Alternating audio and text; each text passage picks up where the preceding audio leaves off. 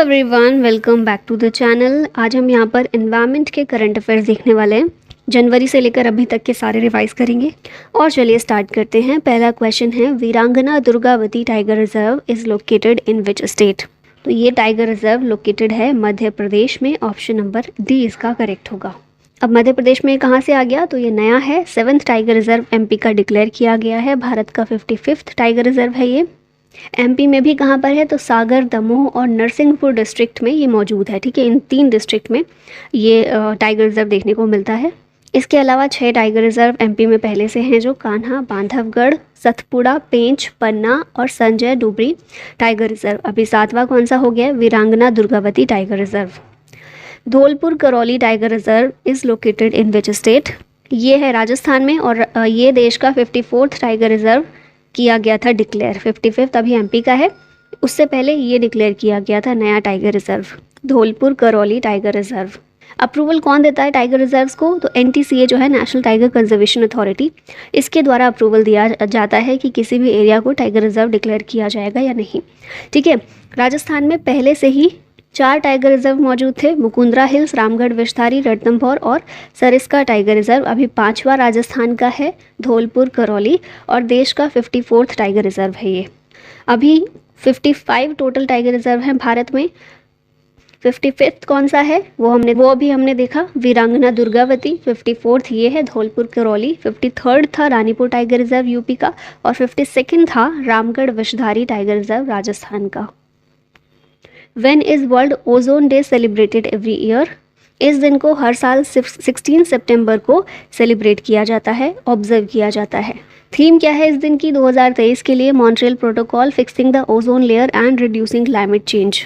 Montreal protocol तो पहली चीज़ एक एग्रीमेंट होता है, सभी देश मिलकर जिस पर सहमत होते हैं, जितने भी देश उसके सिग्नेटरी होते हैं।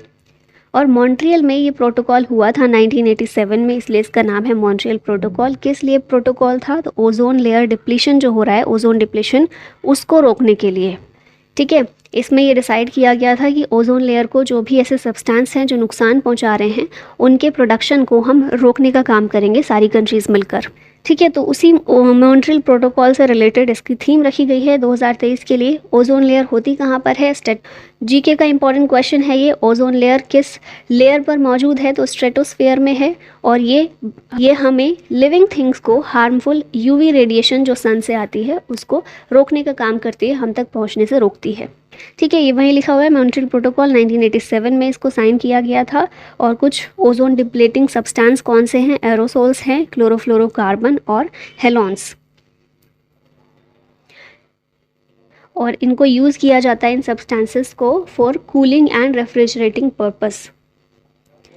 नेक्स्ट क्वेश्चन है, which city has topped in Swachh Vayu सर्वेक्षण 2023। तो ये सिटी है जो स्वच्छ सिटी रहती है, इंदौर, स्वच्छ वायु सर्वेक्षण में इसने किया है टॉप।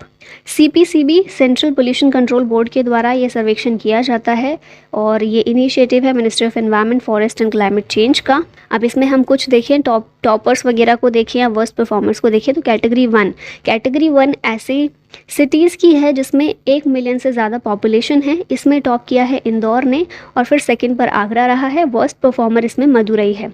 फिर कैटेगरी 2 है जिसमें 3 से 10 लाख पॉपुलेशन जिन सिटीज़ की होती है उनको इस कैटेगरी में रखा गया है, और इसमें अमरावती ने टॉप किया है। कैटेगरी 3 में 3 लाख से कम पॉपुलेशन वाली सिटीज़ हैं, और इसमें परवाणु ने टॉप किया है, इस सिटी ने। नेक्स्ट क्वेश्चन है, कच्चातीवू आइलैंड इज लोकेटेड इन। ये लोकेटेड है पाक स्ट्रेट्स में। न्यूज़ में इसलिए था क्योंकि इंडिया और श्रीलंका के बीच फिशिंग राइट्स को लेकर इस आइलैंड पर डिबेट बनी रहती है कि फिशिंग राइट्स किसके पास होंगे यहाँ के। 1974 में इंदिरा गांधी के द्वारा श्रीलंका को ये आइलैंड दे दिया गया था, पाक स्टेट में मौजूद है। यहाँ आप लोकेशन भी देख रहे हैं मैप में इसकी। In which country did typhoon Lan hit recently. Typhoon Lan ने जापान को हिट किया है रिसेंटली। टाइफून वही है जिसे हम साइक्लोन बोलते हैं हमारे रीजन में।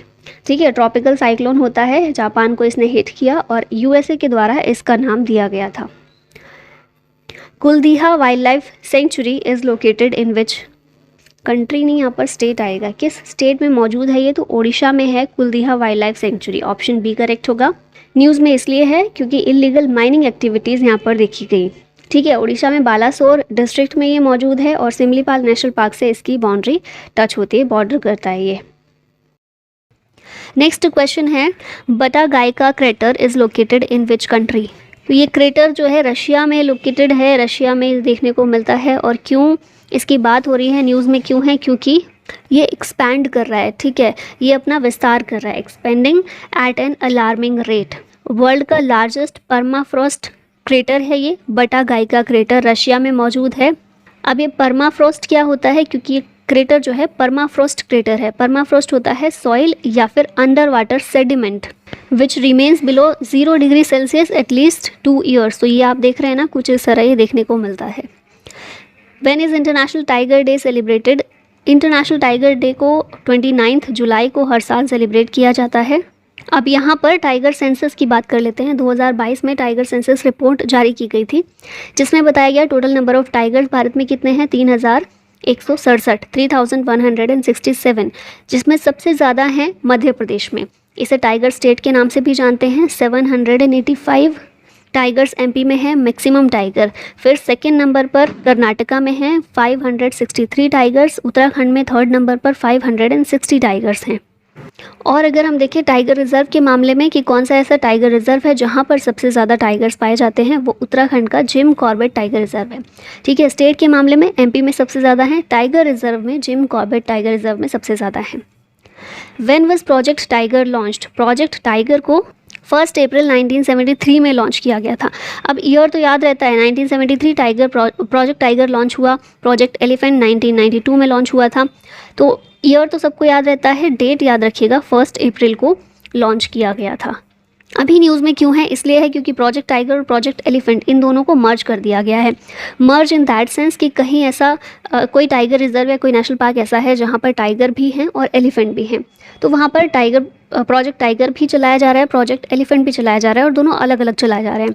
तो ऐसी जगहों पर जहाँ एक ही जगह पर दोनों मौजूद हैं, उन जगहों के लिए प्रोजेक्ट टाइगर और प्रोजेक्ट एलिफेंट को मर्ज कर दिया गया है कि अलग अलग कंजर्व क्यों करना, एक ही जगह पर कंजर्व करना है, दोनों को करना है तो एक ही साथ कर लेते हैं, इसीलिए किया गया है। ठीक है, प्रोजेक्ट टाइगर को लॉन्च किया गया था 1 अप्रैल 1973 को Jim Corbett national park Uttarakhand से। एम क्या है? To promote conservation of the tiger.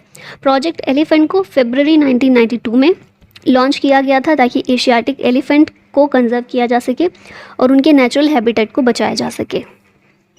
Which state has a highest number of elephant population in India. तो एलिफेंट पॉपुलेशन की बात करें तो कर्नाटका में सबसे ज़्यादा है। एलिफेंट रिजर्व कहाँ पर है? तो वो असम में सबसे ज़्यादा है। ठीक है, दोनों चीज़ों की याद रखिएगा। Asian elephant population and demography 2023 ये रिपोर्ट जारी हुई थी। इसके अकॉर्डिंग बताया गया है कि highest number of elephants Karnataka में देखने को मिलते हैं 6395। उसके बाद सेकेंड नंबर पर आता है बांदीपुर टाइगर रिजर्व, जहाँ पर मैक्सिमम एलिफेंट्स देखने को मिलते हैं 1116। ठीक है, और एलिफेंट रिजर्व की तो मैंने बात की ही, असम में है। Mukurthi national park is located in which state. Mukurthi national park Tamil Nadu में है। इसकी बात हम क्यों कर रहे हैं अभी? मुकुर्ती नेशनल पार्क तमिलनाडु में है और तमिलनाडु फॉरेस्ट डिपार्टमेंट ने एक स्टेप लिया है टू कर्ब पोचिंग। पोचिंग क्या होता है? इलीगल ट्रैफिकिंग जो होती है ना जानवरों की, उसी को पोचिंग बोला जाता है। तो इसको पोचिंग को ख़त्म करने के लिए स्टेप्स लिए हैं तमिलनाडु फॉरेस्ट डिपार्टमेंट ने। मुकुर्ती नेशनल पार्क की बात करें तो western corner of Nilgiri plateau western Ghats में ये मौजूद है। It is the part of Nilgiri biosphere reserve और नीलगिरी ताहर के लिए मुकुर्ती नेशनल पार्क फेमस है।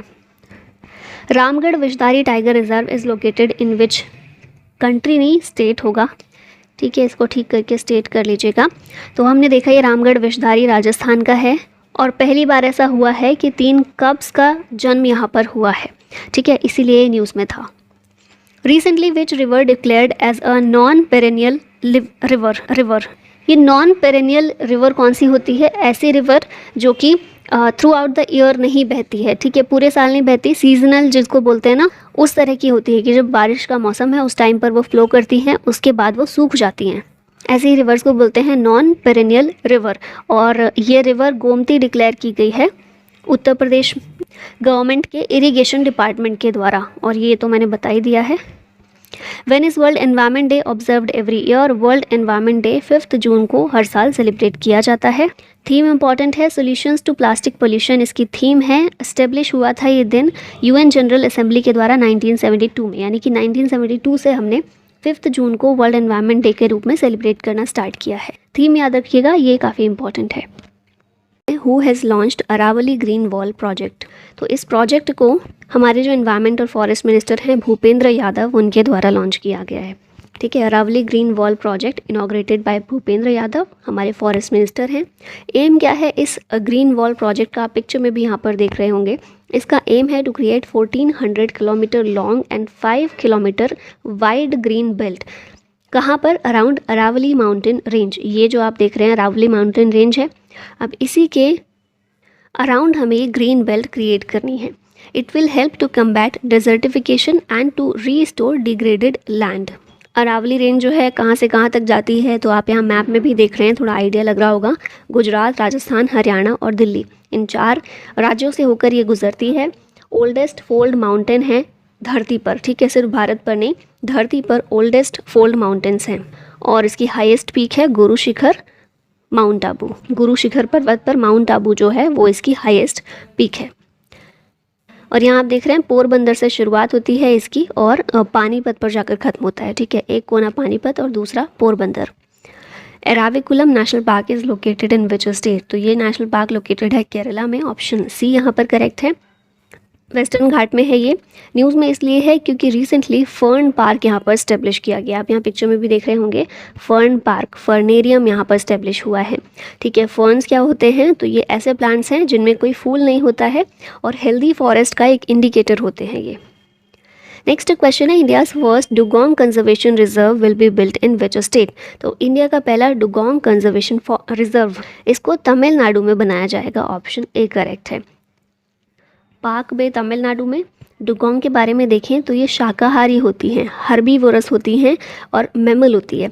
ठीक है, सी काओ भी इसको बोलते हैं, और काओ तो वैसे भी हर्बीवोरस है, तो सी काओ बोलते हैं, मरीन मैमल है, शाकाहारी है, हर्बीवोरस है। कहाँ पाई जाती हैं? Gulf of Mannar, Palk bay, gulf of Kutch, Andaman Nicobar island. और इंडिया में वाइल्ड लाइफ प्रोटेक्शन एक्ट जो WPA एक्ट है हमारा 1972 का, उसके तहत ये शेड्यूल 1 में शामिल है। शेड्यूल 1 में शामिल है, इसका मतलब प्रोटेक्टेड है। ठीक है, इसका शिकार नहीं किया जा सकता।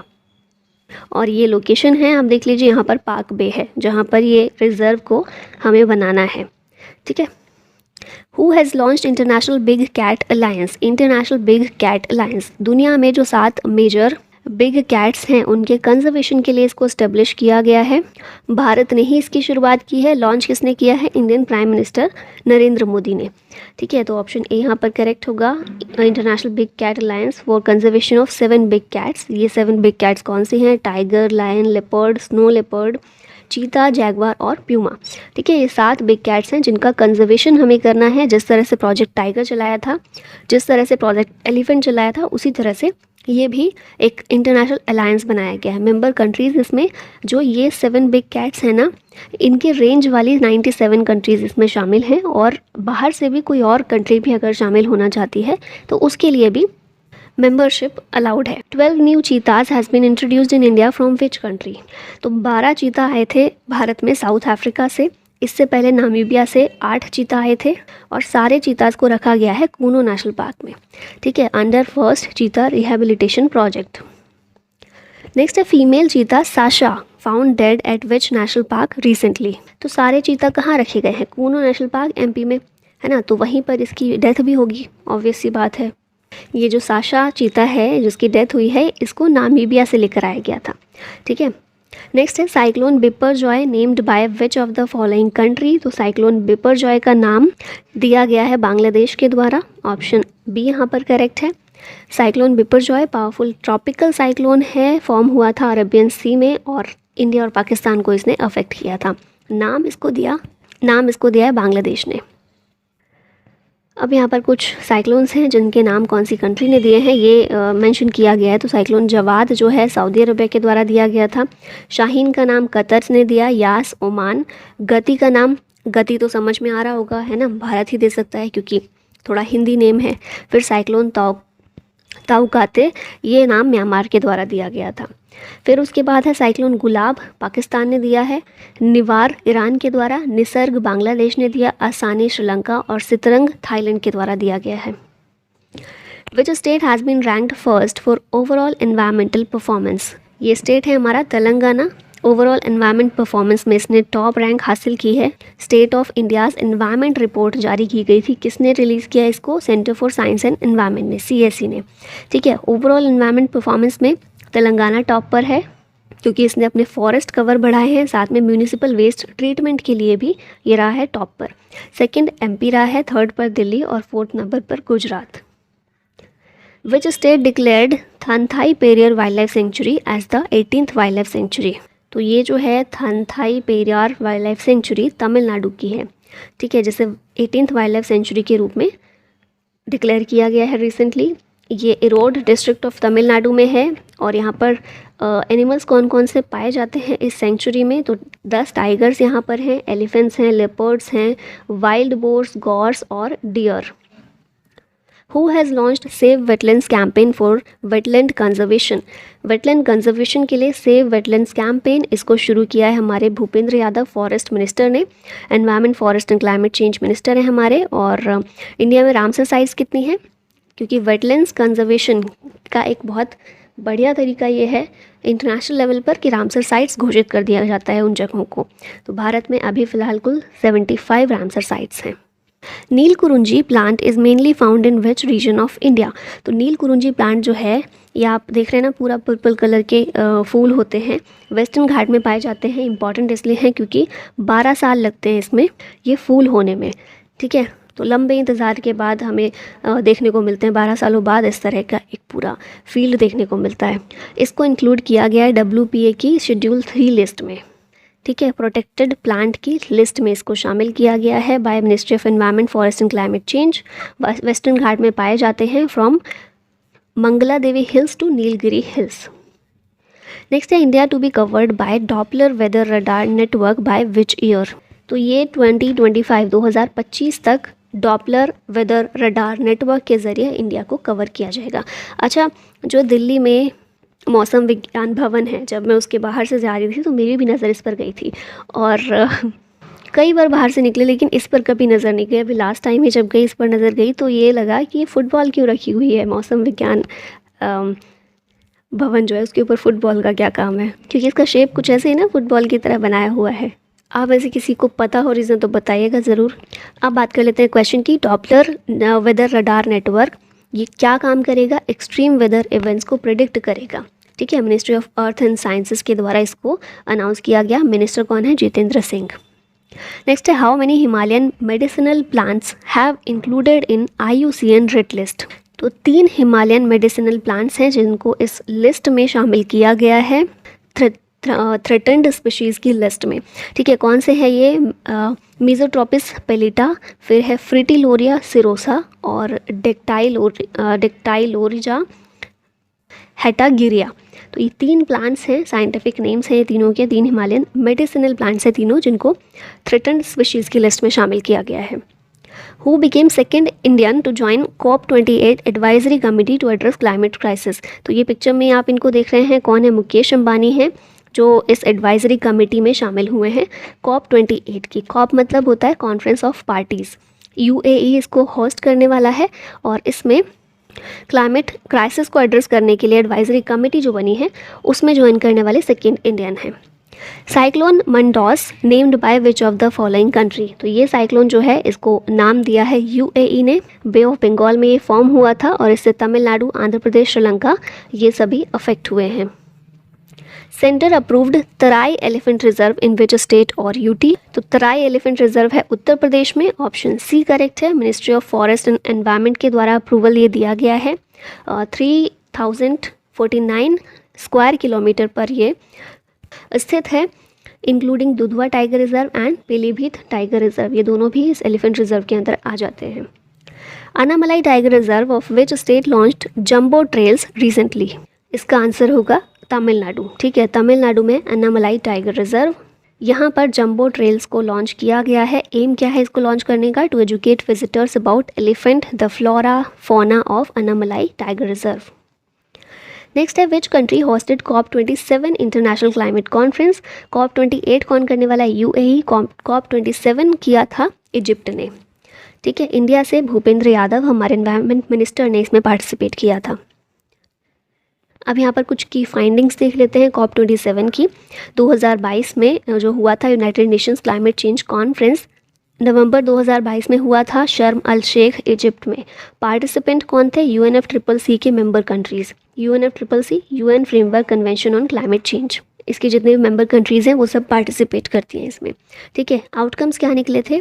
तो इसने लॉस एंड डैमेज फंड को स्टेब्लिश करने की बात की थी, ताकि जितने भी डैमेजेस होते हैं क्लाइमेट लिंक डिज़ास्टर की वजह से, उससे मोस्ट वल्नरेबल कंट्रीज़ को कंपनसेट किया जा सके, ऐसी कंट्रीज़ जो नहीं झेल सकती हैं उनको। ठीक है, और दूसरी एक इम्पॉर्टेंट चीज़ हुई थी इसमें अवेयर मतलब action on water adaptation and resilience initiative.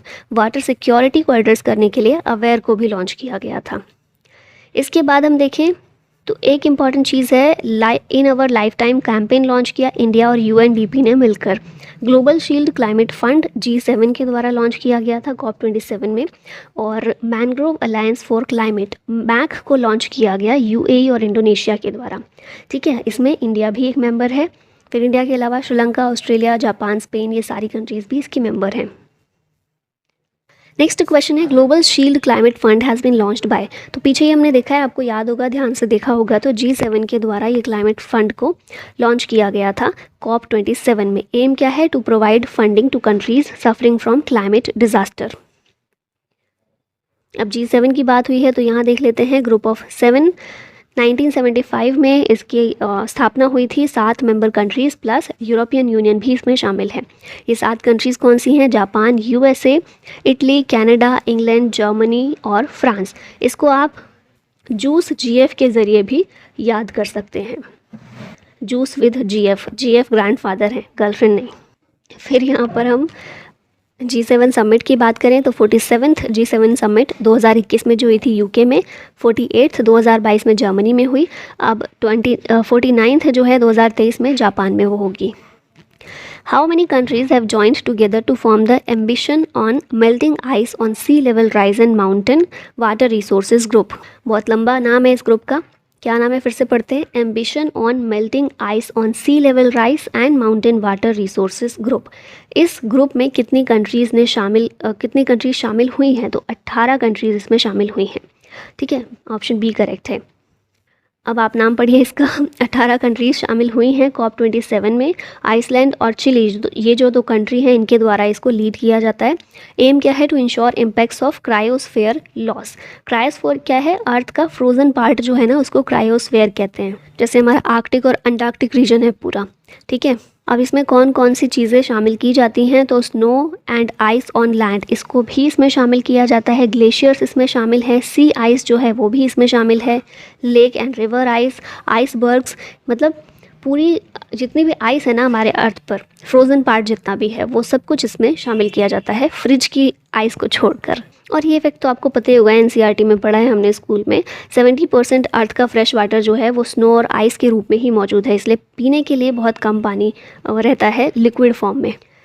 Next question है how many new countries sign up for global offshore wind alliance at COP27। तो 9 कंट्रीज़ हैं जिन्होंने ग्लोबल ऑफशोर विंड अलायंस को COP27 के दौरान साइन किया है।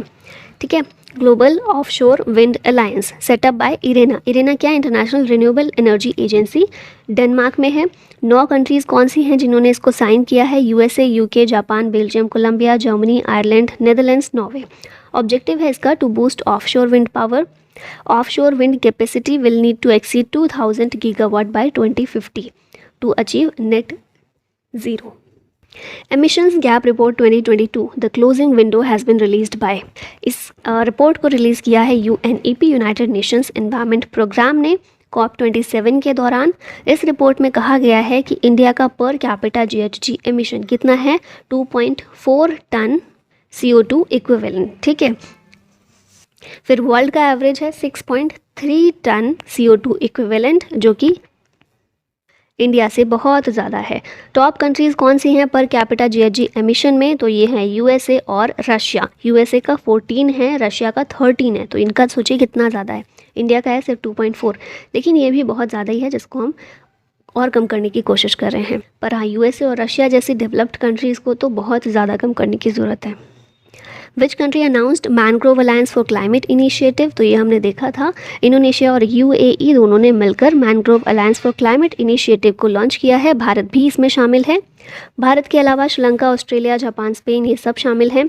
एम है इसका to create awareness on the role of mangroves in curbing global warming. और भारत में हम देखें लार्जेस्ट मैनग्रोव फॉरेस्ट कहाँ पर देखने को मिलते हैं? वेस्ट बंगाल और गुजरात में। अब हम आ गए हैं वीडियो के एंड पर और ये क्वेश्चन है आप लोगों के लिए, who has launched Aravalli green wall project? Options हैं पीएम मोदी, राजनाथ सिंह, अमित शाह या फिर भूपेंद्र यादव। आंसर कीजिएगा इसका कमेंट बॉक्स में। और इसी के साथ फाइनली वीडियो का होता है and. Thank you so much for watching. जय हिंद।